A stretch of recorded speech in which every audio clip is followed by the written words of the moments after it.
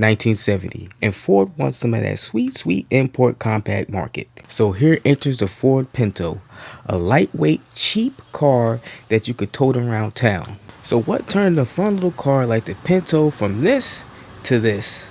The short answer, Ford. Ford wanted the Pinto on the streets as soon as possible, so it had one of the shortest production times ever. It was only 25 months. Now you're probably thinking 25 months isn't a long time to develop a car from scratch, and you'd be correct. Problems with the Pinto became apparent shortly after its release on September 11th, 1970. 2 months after its introduction, 26,000 cars were recalled because of an apparent accelerator, and the problems of the Pinto would only get worse from there. Now you're probably wondering how much worse. How about cars catching on fire worse, which is the worst kind for any car? Because of the Pinto's design flaws, it was susceptible to catching fire and low-speed rear-end crashes. The reason for this was the position of the car's fuel tank.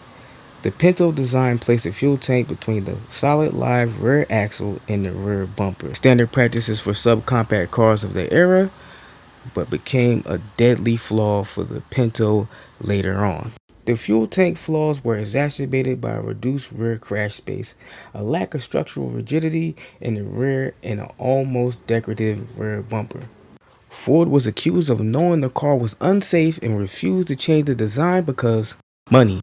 In 1972, the Center of Auto Safety petitioned the National Highway Traffic Safety Administration to recall the Ford Pinto to address the fuel tank position issues, but the NHTSA didn't find enough evidence to recall the Pinto, so didn't. The Ford Pinto wouldn't be recalled for its fuel tank issues till 1978, only after public scrutiny and Ford fearing public relations damage from the reports of this car's deadly fire hazard. Approximately 117 lawsuits were brought against Ford in connection with the rear-end accidents of the Ford Pinto, and the two most prominent of these cases was Grimshaw versus Ford Motor Company and the state of Indiana versus the Ford Motor Company. The deadliness of the Ford Pinto and the Ford Motor Company's reaction to it is still a stain on the company to this day.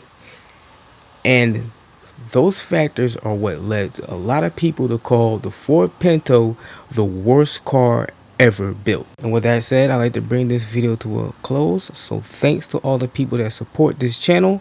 I'll catch you guys in the next one.